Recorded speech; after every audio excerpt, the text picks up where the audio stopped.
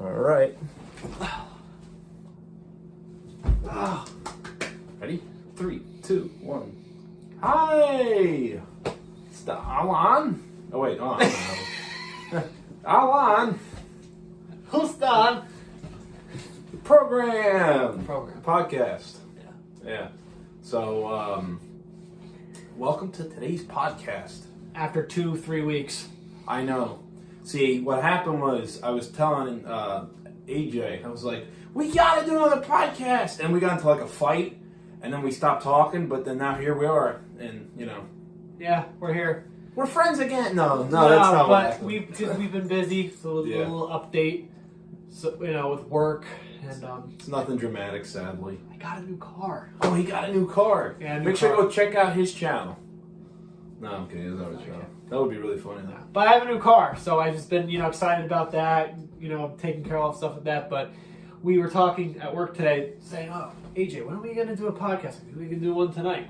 We were supposed to hang out last Tuesday, but plans got brought up for him, so we decided that for the next Tuesday. So today, we just got back from getting dinner, so now we're going to do a podcast, and we're going to be doing a podcast on a different subject. The last time we did a podcast, we were doing,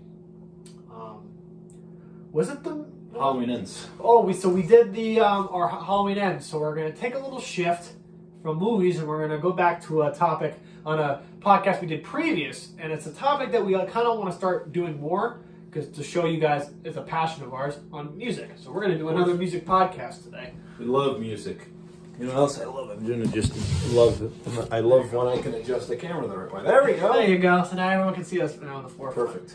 So in the podcast, I think the last time we did it, we talked about rock as a whole. There's a whole, and then we went into a whole rabbit hole. So we figured we'd do today is on the idea of rock music, which is our favorite genre of music. We decided we do like a little thing where we pick a band or an artist and pick 10 songs, go back and forth, naming our favorite songs of 10, and we, go in depth of why. Perfect. So I had the idea of making it like a little mini-series type thing in the podcast, but as of right now, maybe in the next one, if we do music, we'll do something different, or maybe we will, but maybe we'll do like as many as we can. So if we do them as a little mini-series type thing, let's do it as a mini-series. Fuck it. Okay. All right. We'll do it as a mini-series, and for each one, it'll be different artists. So this podcast, this would be part of the mini-series, technically. This would be like episode, this would be this would be the first of the mini-series of this thing in the music podcast of ranking 10 of our favorite songs from the band or artist that Got pick. it. So in today's first season, or first episode, we're going to be talking about who? The saddest part is, we should have planned, but, we like to go on the spot to make it more spontaneous. We didn't really plan on who the first one was going to be. We just talked about it. So since we did the last podcast, the podcast before the last one on music, the two bands that we talked about, the first one was my favorite band, what is my favorite band, and his now one of his favorite bands I got into. Figured, why not this first episode, we do Led Zeppelin. Yes. We're Led Zeppelin fans. We're big Led Zeppelin fans. Yes. I like Led Zeppelin. I love Led Zeppelin. I don't know that much about them, really. You're still learning. I'm still learning phases. I'm not going to pretend that. Whoa, so you guys need to know about these few songs. So you're like, these are the 5 Led Zeppelin songs where John Bonham screamed like a kid or something. Yeah. I don't know any of that. He's learning from me, because I basically taught him. I gave him a little history of the band, their albums, and he did his own research, and he even listened to a lot of songs, and he has his taste, and I have mine. So figured to start off, we'll do Zeppelin. So we're going to go back and forth. Now I was debating if we do 1 to 10. So figured, again, if these are your favorites. But we can do 10 to 1, 1 to 10. So maybe what we'll do is to spice it up, because usually people would go from bottom to top. Figured we could spice it up. So maybe this episode we'll go 10 to 1. Then the next one we'll do 1 to 10 of a different band, or 10 to 1. So figured, let's do that. Sweet. So in today's first episode, we're going to be talking about, Led Zeppelin. And how Led Zeppelin is one of our favorite bands. And then we'll give us so maybe what we'll do is every time we talk about the bands, we'll do a little overview of the band, what we love about them, and then we'll get right into the rankings of each of our things. So Led Zeppelin, the greatest rock band. I'll go first. Or if you wanted to go first. You go first.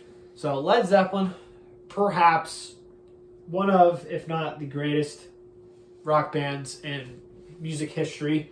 Definitely defied and definitely influenced the genre. So many artists to come. I'm talking about bands in the 80s, 90s, and so forth.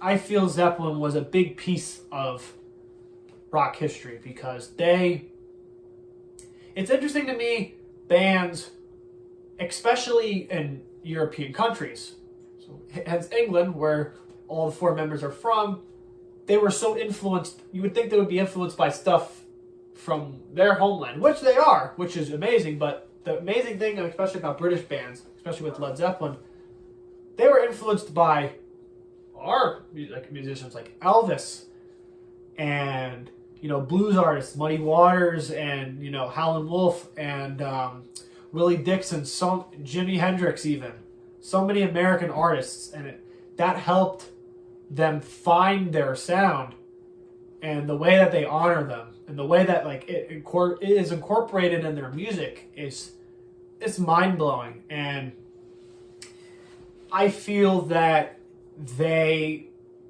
accomplished so much in their career. They defied music. They went on a rabbit hole, down a rabbit hole of so many styles. They went everywhere, and every song they made for every album they did, they really, really went very creative and artistically in a direction where it's I don't think you would ever see this ever again. No band would do what they would do. Each of the members in their own right, Jimmy Page, Robert Plant, John Bonham, John Paul Jones, all of those four guys in their own rights are great musicians. Not all of them may not be in Rolling Stones' top 100 or everyone else, but you got to give credit to where credit is due because these guys influenced so many people and helped create what would become great hard rock music. And their hard rock sound, they're not the exact band, and they're not the only band. There are a few bands, but they were a big piece. I might get flagged for saying this, but when you think about it, it's true because I thought about it. They weren't heavy metal, but the hard rock sound that they were doing helped influence that. So if you didn't have Led Zeppelin, you wouldn't have Sabbath and all these guys on. It's true. So what you're saying is, I guess, a good cap for this very first part of the episode, would it be fair to say Led Zeppelin is the foundation that a lot of, I guess, that hard rock was founded on? Yeah, I feel that hard rock. Well, notable other bands, Deep Purple, those two, Zeppelin and Deep Purple were really the two big bands. Really, Zeppelin, they were a big, really core band, especially for the hard rock sound. Not just for hard rock, but also it would help form metal because of how the guitar tones were, the vocals were, just the atmosphere, the insane drum parts were. I don't think any other band that came after would sound like that if it wasn't for them. Yes, it's not metal, but that hard rock sound helped get the sound for metal. So they were a big part of that. That's my big take. Well said. How about you? Based off of my limited knowledge of the Zepp, I would say that they definitely have a very unique style. There's kind of some hidden talent, I feel, in Led Zeppelin. Not only the talent that's right on the surface, but if you dig some more, you'll find there's some other talent. That Led Zeppelin is one of those artists that you hear on the radio, you immediately think oh wow, that's Led Zeppelin, but then you second guess yourself and say, wait, Led Zeppelin didn't do insert type of subgenre in, and then you second guess your second guess by saying, wait, it's Led Zeppelin.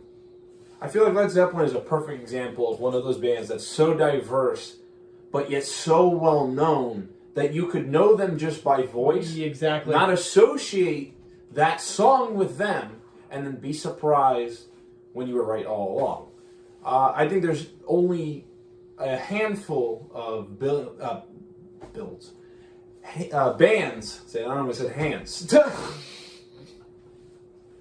There's only a handful of bands, not a handful of hands, that can compare to the way that Led Zeppelin, I guess, is like, I don't know. I don't even know. No, I get what you mean. I get what you Yeah. mean.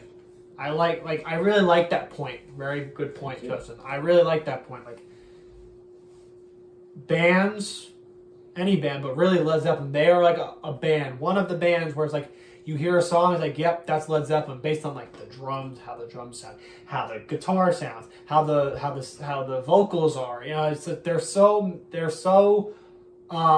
recognizable. They're unmistakable. You know, it's like even on the radio, you hear it, it's like, oh, yep, that's Led Zeppelin. So,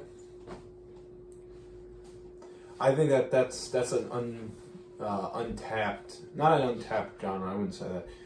I think that's like an underrated gift that the four of them share. definitely. Yeah, so. Definitely they all have musical prowess, definitely. From different backgrounds, you know, like John Bonham to start. He's my favorite drummer of all time, so of course I have to give him the honor. Rest in peace. He was influenced by jazz drummers. He's really back then, like around the 40s and I would say the 50s. A lot of like what would become rock drummers, they were so influenced by jazz because at that time jazz was the biggest genre.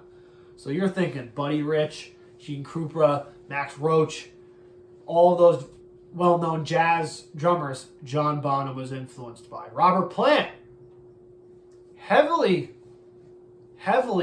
not entirely, but really also 98-99% heavily Elvis influenced. You could read on articles online that Robert was a big Elvis guy. Like I think I read somewhere saying when he was little, so on Christmas, he would go hide behind the curtains and he would try to sound like Elvis. And it's mind-blowing. Definitely influenced by so many blues singers as well. Jimmy Page, a session musician. But get this, didn't start on guitar. Started on bass, then went to guitar. And then John Paul Jones is just underrated member of the band, can play anything. You really name it, can play anything. And he helped compose so many of their great songs. I feel like he does not get the credit he deserves. But all four of them are great. Like, you know, I feel like you can't just mention one guy, but you have to mention all of them. It's just they were just as a whole one, and I feel like they could never be replaced. I can agree. There's only so many bands that can work off of each other as well as they had. They didn't really have a big fallout like most bands do, so I guess you could also kind of give them that. There is some information out there that does state that they were kind of struggling towards the end of their career, I guess, if you want to say. They were all thinking about going their separate ways. It never went to anything because, as you know, the unexpected passing of John Bonham led to the unexpected ending of the band. So yeah. So I think that they definitely worked a lot better than other bands had. Look at the Beatles; they didn't really last as long. So, and I think Led Zeppelin had a pretty good career, and I think because they all got along so well is the reason why they're so successful, and the reason that their songs are still played to this day is because they clearly all shared the same passion for music and all had the same drive to try and push their boundaries further. Of course. And I'd be completely remiss to say how special that actually is. The fact that four people can communicate like very well this is what we want to do. This is the direction we want to take with this song, the next few songs, the next couple of albums. This is what we're going to do. Okay. And what do you know? These albums are rolling out, and they're critically acclaimed. Oh yeah. I think the one thing that does suck about Led Zeppelin is the fact that they didn't really make it to the top of the charts. Really, they never really had that number one spot. Only number 3, number 4, basically top 5. Never really number 1. Like, it would have been amazing if they actually got a number 1 hit or on the charts, but still made great music. True, I agree. Still made great music. So, with the halfway point reached, what do you say we get into ranking?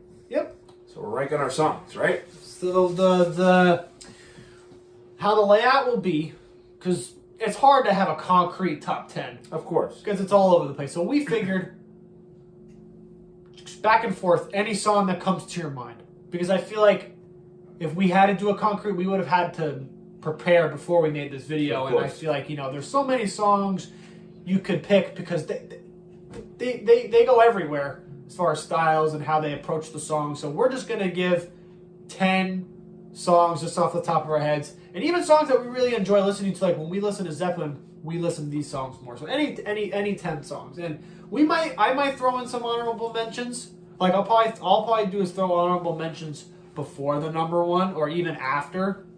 I don't know if you'll do the same thing, but just to show what our favorite songs are. Sweet. So I will let you go first. Okay, so I am going to be throwing up. We're at 10, right? We're going to start from the bottom up. And it doesn't matter if 10's like, the least. These are just 10 of our favorite songs. Okay. All right, so. The songs that we like and listen to a lot. I like, personally, Dazed and Confused. Good one. I think Dazed and Confused is a perfect example of the way that they can replicate blues. I know blues is really one of the main foundations of Led Zeppelin. A lot of the music is derived primarily from blues. And I think that this song, the way it starts, is very, very blues infused. But with, of course, that typical Led Zeppelin, we're going to show you this genre that you've heard before. This is our spin on it. All right. That's about 2 minutes of that. Let's get on to the way that we do it, the way that we're going to put our spin on it. I think I'm going to leave you. That's a whole another one. I think that Dazed and Confused is perfect at that. It's a perfect blend of the blues, the rock, and their own spin on it. It's a song that when I hear it in the shuffle, it's one of those songs you just feel bad if you skipped. So what do you say?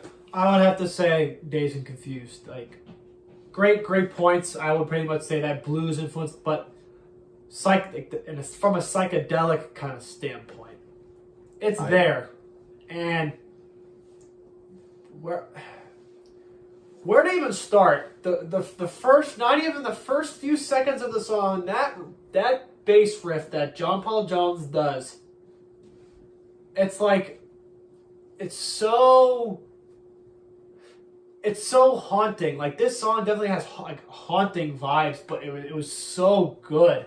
It was so good. Like, that bass riff, when you hear that, it's like you know what it is. That doom doom doom. It's like it's so great. And then Jimmy Page comes in. Now, what I always loved about Jimmy throughout the whole Zeppelin discography, and especially the first album, little known fact. Jimmy Page, who was known for using the signature Les Paul guitar, did not use a Les Paul. He used a Fender, I believe. Don't get me wrong, and please do, guitar heads out there, I'm sorry. I believe he used a Strat or a Fender Caster. Because I just didn't know that. I was like, holy shit. And I saw a video on YouTube when they were doing it early on in their career. They were like on a Denmark show. He used that. I was like, I didn't know that. But back to the guitar. The guitar sounded so good. The part that really was like a head scratcher, but then like you listen to it more and it's like, that's clever. Like, it's so clever. In the middle part of the song, he uses a violin bowstring on the guitar string to make it sound like that eerie, like haunting kind of thing. And then John Bonham on the drums, he does he can do like light and kind of jazzy, and then he goes hard. He goes hard. It's a perfect blend. And then of course Robert with his voice, his vocal range. I know he's not Freddie Mercury, material. And you can't compare them both. They both have their own unique styles and their vocal ranges are very different. But his vocal range was so great. And it's just the way it meshes with the whole rhythm and melody of the song. And like Justin said, very blues derived. It's just all around the song is so good. And I feel like this will go down. I mean, it is already going down. It's already one of the greatest Zeppelin songs. But this was a song that, after a while, interesting fact. So when I first heard this song, I would skip the first 5-10 seconds. But then one day I was driving home. I was driving to work, and I let the song play, and especially that part in the middle. And when before the guitar solo where it goes fast, I was completely blown away. I was blown away. I can't disagree with you. I can't do it. It's such a good song, and I don't think a band could replicate that. They can't replicate any of their songs, but but something about that song, it's I know around that time, around the late 60s, early 70s, that was where the hippie movement, whatever you want to call it. People say oh, it's a different experience when you're on a substance.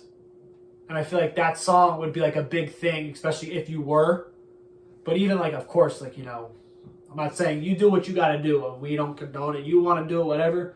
But just from just listening to it, it just sounds so, like I said, so haunting. It just sounds so dark, but it sounds so good.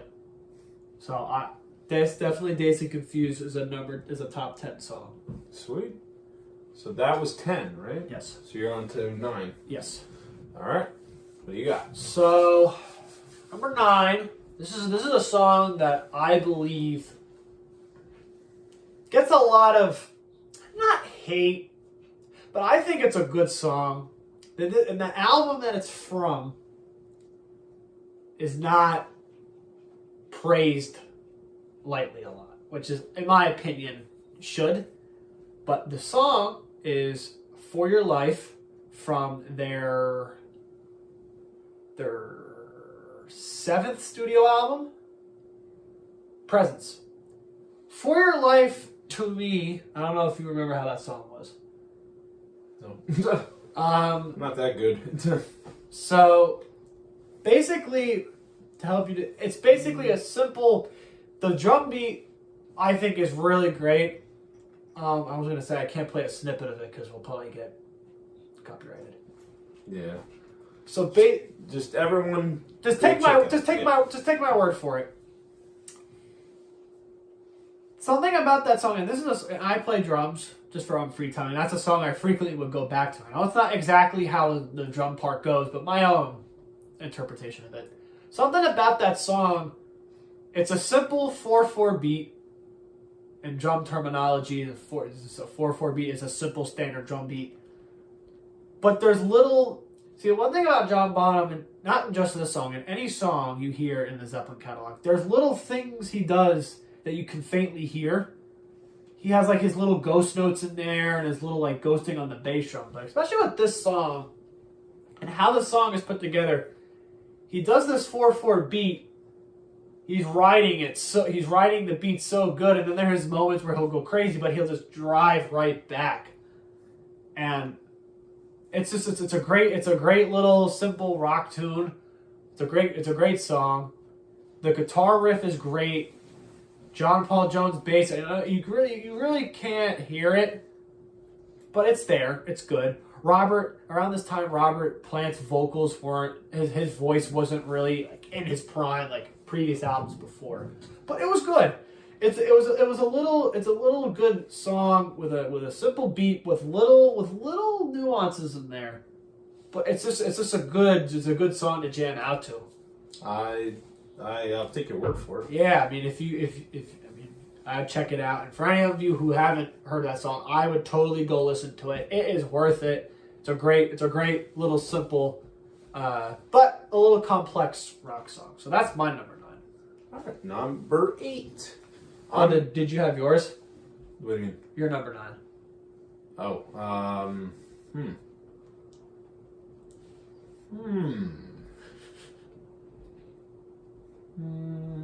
I don't know. How about? What's that? The first song that comes to your head. I'm gonna choose "Babe, I'm Gonna Leave You." That is a good one. I will say that is a good one. I love the echoing effects from when he yells.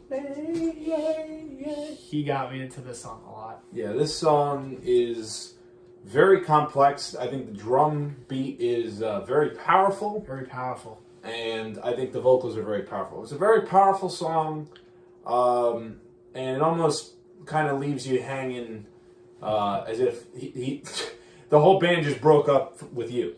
So I love the acoustic part real quick that Jimmy does in the beginning. I love the acoustic part. It's good.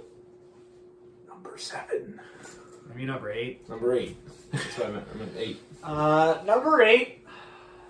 I'm gonna pick another underrated song.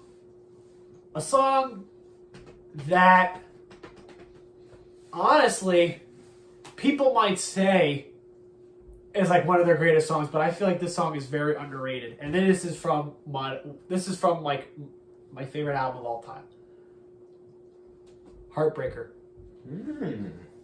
Something about Heartbreaker, especially right off after Thank You, which was part of the album. Then that song comes in, that guitar riff that Jimmy does, the so good. And then John comes in on the drums. Bonham comes in on the drums, then John Paul Jones on the... Can we just like take a second and appreciate how amazing John Paul Jones is? Like this is probably the only song that not there. I know there's more, but the one song where you can clearly hear that bass line. It sounds so clean. And then Robert comes in. This was such a good song, and like the guitar solo in the middle. Now this was the song supposedly was one of the biggest influences of late guitar god, rest in peace, Eddie Van Halen, because of the certain technique that Jimmy uses in that solo, which is referred as the tapping technique, and it's just the way he does it. It just shows how of a master Jimmy is as a guitar. Just the way he plays it. It's just like it's like everyone's. It's like with John Bonham's Moby Dick. Everyone stops and lets Bonham take it away. And this, it's like everyone stops. Jimmy just steals the show with that amazing that's just amazing intricate riff. Like you can learn it, but it's like it's hard though. But it's just that song is so good live or a studio album. Such a great freaking song. Not bad. How you?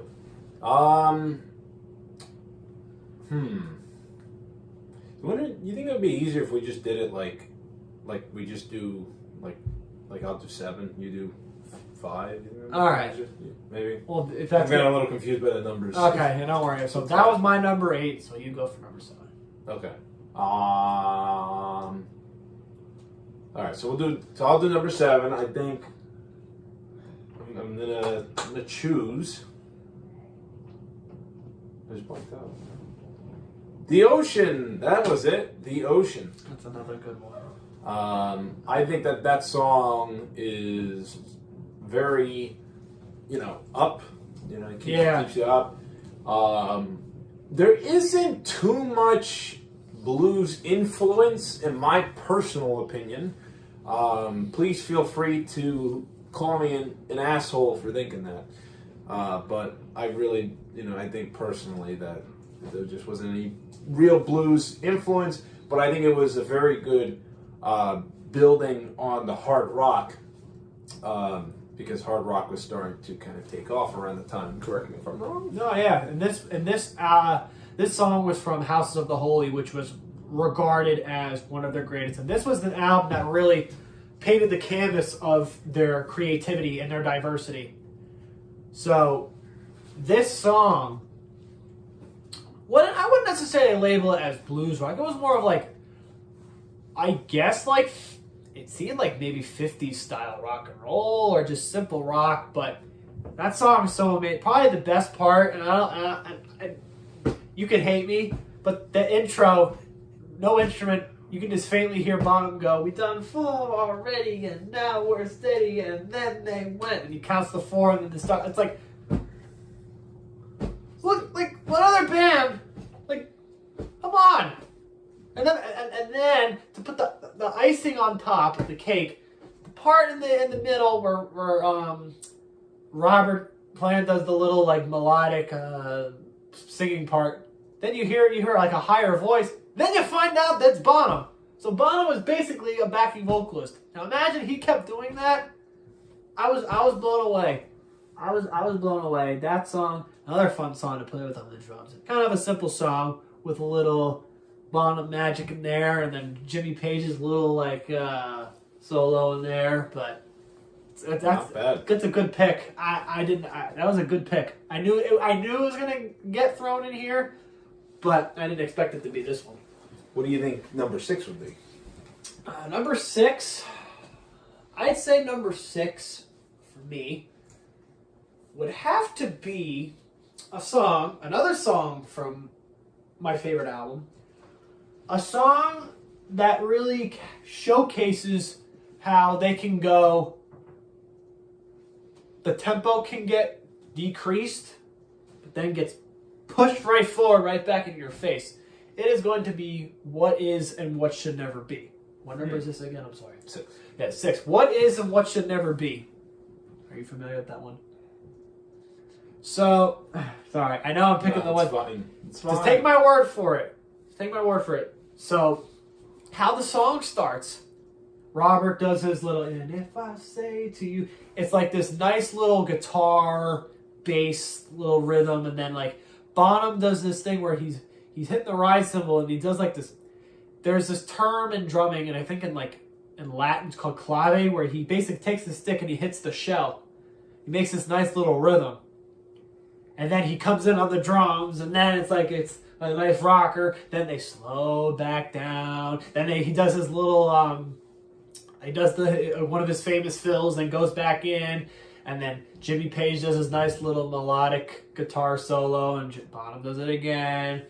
And then goes back to that, and goes. And then the coolest part is where it's Jimmy does this but it switches between the speakers. So if you're listening to it, it'll switch between the speakers.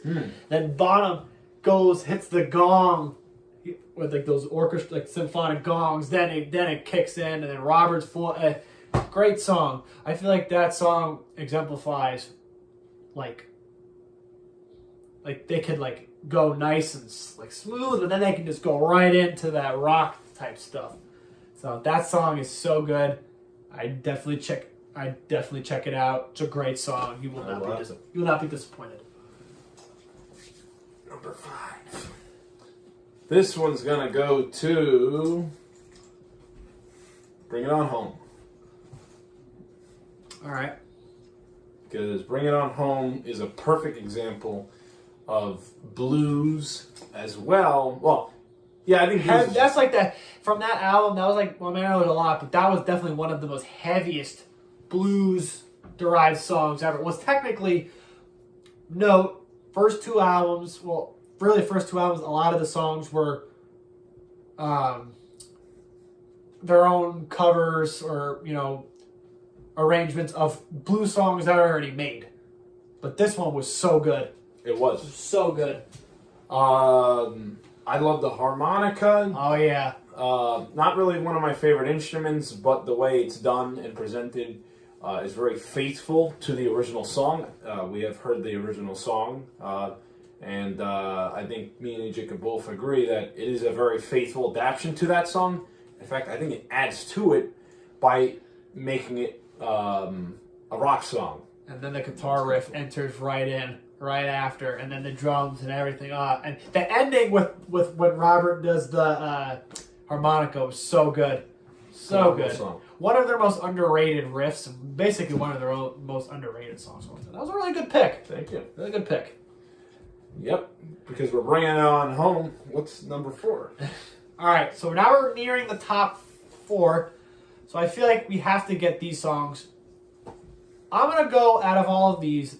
I may get heat for this, but I mentioned these 2 songs in the one first rock video we did, but I have to mention this song because even the band themselves even admitted that they wish they were known for this song. I have to go with number 4, right? Kashmir. Kashmir, or Kashmir, whatever you want to call it. In my opinion, better than Stairway. But Stairway is a good song, but Kashmir is probably one of their greatest songs ever written. Like, it definitely very orchestral. I did research and thing. This song was inspired. Robert Plant and Jimmy Page were driving through somewhere in the Middle East. I believe Baghdad. And the guitar tone that Jimmy Page does is called Dagdad. And he uses a different type of guitar. No Les Paul, no nothing. He uses like a Della Centro. I forgot how it's called. But it was so musical, so orchestral. And of course, John Bonham on that 4/4 beat. Robert, I feel like this was the start. Well, I think after Houses of the Holy, this was from the Physical Graffiti album. I think this was more of like definitely very like a progressive rock type. Like the lyrics that Robert delivers are very progressive themed. Like, I think like an interesting lyric I liked was, "Don't let the sun beat down upon my face, the stars fill my dream." I think, sorry, but "Don't let the sun beat down on my," or "I am a traveler of both time and space." Like it's so, and it's like then the band, that part. It's like it's very orchestral, very orchestral. I agree. It's a really, and then like towards the end, again, drum fanboy here. It's just the way he does like a nice little groove rock beat on this orchestral part. It's so amazing. It's an 8-minute song. For a while, I never was a fan of songs that go past like 5 minutes, but this is a song that's so worth it. I agree. So worth it. Very, very, very good, timeless song. Not bad. Number 3. We're into the top 3. All right, so we're gonna speed these. We're gonna speed it. I'm gonna do 3, and I have to come out with everything about 3. Then you do 2, and then we'll both do 1. All right. All right. 3. I am going to choose. I'm gonna choose Stairway. All right, that's fair. At least you get the 2 big ones out of the way. This is in no particular order, so Stairway, I guess, is kind of required to be on the list. But it is, though, a good song. It is a good song. I kind of like the way it opens. I like how it starts off slow. Picks up 3 minutes later. Yep. So I think it's a good balanced song. 2. Very balanced. This one, I'm going to put this one on the list because this is probably their most iconic one, and the guitar riff is so recognizable. Whole Lot of Love. No question. No debate. Great song. That's it. All right. And then number 1. See, I feel like we're gonna say both 2 different songs at the same time. Well, actually, considering the fact that I don't really know any more, or I can't think of any more, what do you think? There's 2 songs in particular. But I'm probably going to go with the one song that made me fall in love with the band. And it was a song that I tried learning on the drums, especially when I first started. Rock and roll. I mean, that intro is, without a doubt, and no one can tell me otherwise, one of the greatest drum intros of all time. Yeah, it's not When the Levee Breaks. No, it's not so-and-so. That drum intro is so iconic for that style for the song, that good old 50s style rock song. And it's just a staple. It's such a good song. Like, it makes you want to dance, especially the piano part. It's true. Everything. It's just that song. I could have picked so many others, but I had to go with basically my all-time favorite song. And Rock and Roll is my all-time favorite song. It will forever be my all-time favorite song. One of these days, I'm going to actually learn how to play it right. And then the drum solo at the end, I want to learn how to do. So, yeah, Rock and Roll is my number one all-time greatest Led Zeppelin song. I know there's many more, but that was the one I had to pick. So I'm going to let you do number one. I agree with you. I can't think of a better number one than that. But a perfect way to cap off the list. Yeah. Because Rock and Roll was one of the very first songs. Well, it's probably not the first Led Zeppelin song I heard, but it was the song that got me into the band when AJ showed it to me. So I think that was a really good list. Yeah. What do you think? Very, very good list. But that doesn't mean we're going to put some honorable mentions on this list, because there were some. I know there was probably a lot of songs that you probably were waiting for. It's like, oh, where's this song? Why didn't you put that song? That's why I said before we even did this list, we were going to throw some honorable mentions in there. So I figured, why not? Because we just love Led Zeppelin as a whole. We do. So the one honorable mention, the first one I'll say is the one song I was going to put at number one, and I'm surprised I didn't even put it on this list. But we have to give this the first honorable mention: "Good Times, Bad Times." The very first, you would expect. Why isn't it that the very first Led Zeppelin song that the public ever hears is not number one? But "Good Times, Bad Times" was their intro, their starter song. I'm sorry, let me rephrase. Was the first song that everyone heard. You hear their styles. What really I loved about that was the fact that this was the first time that, with John Bonham drumming, again, fanboy, I gotta stop.